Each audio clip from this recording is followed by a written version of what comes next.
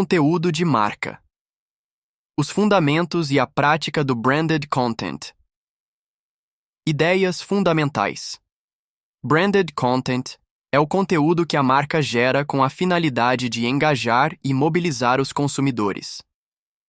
A memória do consumidor deve ser o alvo das marcas. O funil de marketing pode ser organizado em 3 etapas. A estratégia voltada ao cliente não se encerra após a compra. É necessário mensurar os investimentos que serão necessários em cada etapa do processo. O branded content resgata a importância da publicidade na vida das pessoas. Recomendação: essa é uma leitura importante para quem quer ampliar a divulgação da sua marca.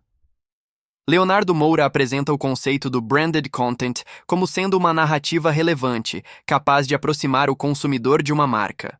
Nesse contexto, ele apresenta outros conceitos que compõem esse processo, tais como o funil de marketing, responsável por especificar a audiência e, através disso, facilitar a comunicação para que seja mais personalizada e melhor direcionada. Resumo: branded content é o conteúdo que a marca gera com a finalidade de engajar e mobilizar os consumidores. Tudo que se emite pode ser considerado conteúdo, mas nem todo conteúdo será branded content. Para ser conteúdo de marca, é preciso ativar o lado emocional do consumidor através de uma narrativa boa, pertinente e agregadora. No Brasil, o branded content está associado ao branded entertainment, quando o conteúdo é produzido através de alguma marca ou financiado por ela, e o consumidor considera esse conteúdo relevante. O consumidor não ignora o conteúdo ao ter acesso a ele e se sente envolvido pela narrativa. O objetivo do branded content é a memória do consumidor.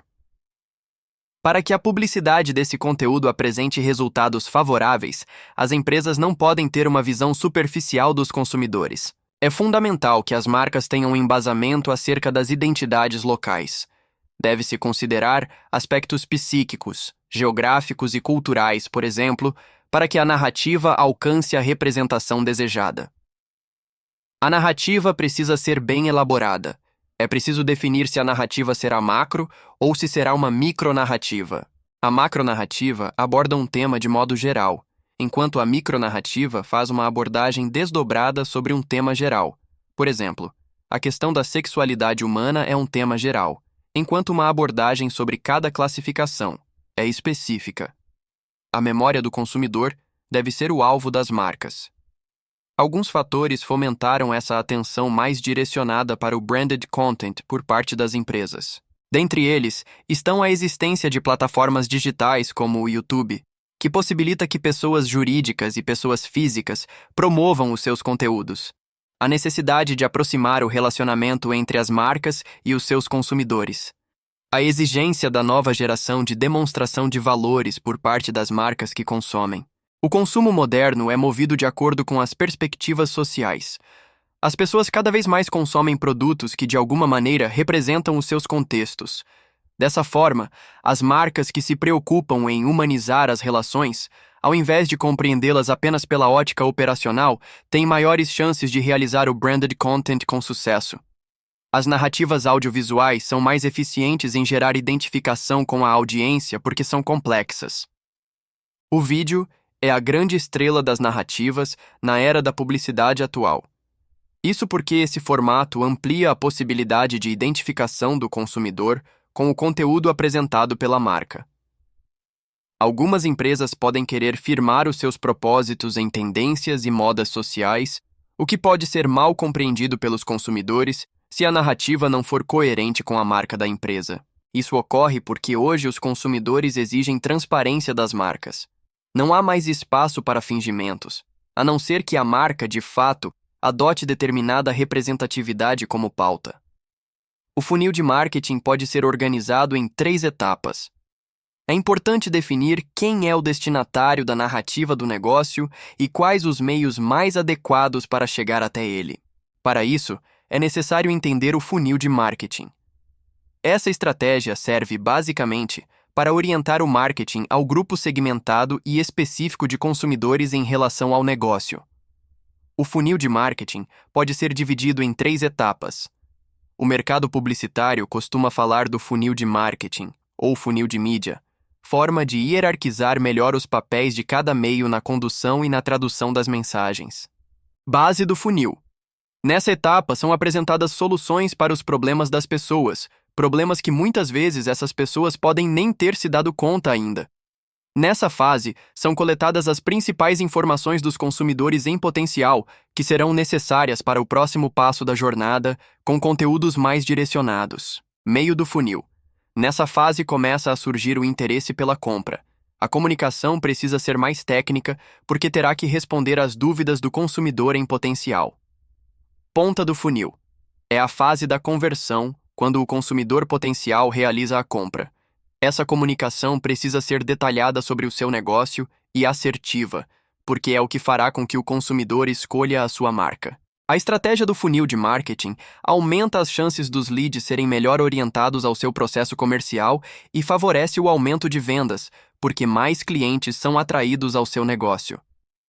Também deve ser dada atenção aos meios que serão utilizados em cada fase dessa estratégia. Por exemplo, na base do funil, a TV aberta, a TV por assinatura e redes sociais são exemplos de meios que podem ser melhor adequados ao objetivo, em formatos de comerciais de TV e anúncios em outdoors. No centro do funil, cujo objetivo é ensejar o interesse do consumidor pela compra, pode-se utilizar revistas, jornais, cinema, redes sociais, plataformas de vídeo e sites informativos como meios, em formatos de anúncios impressos, comerciais, entre outros. Já na ponta do funil, que é a fase de conversão, redes sociais, plataformas em vídeos e sites informativos são mais adequados, com o uso de formatos em links patrocinados, video ads, display ads e influenciadores digitais.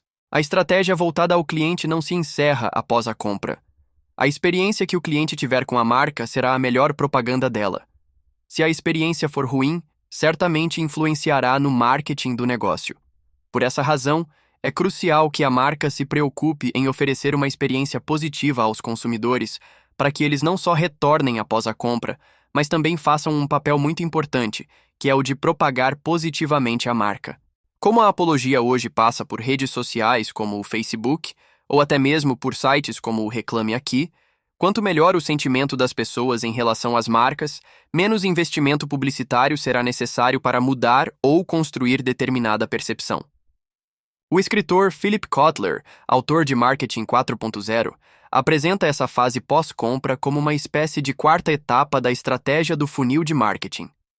O sucesso dessa etapa depende do sucesso das etapas anteriores. Após a compra, o engajamento precisa ser mantido. O objetivo é que o consumidor assuma uma posição ativa em relação à marca, diferentemente da posição passiva que o consumidor tinha no início do processo de conversão. É necessário mensurar os investimentos que serão necessários em cada etapa do processo.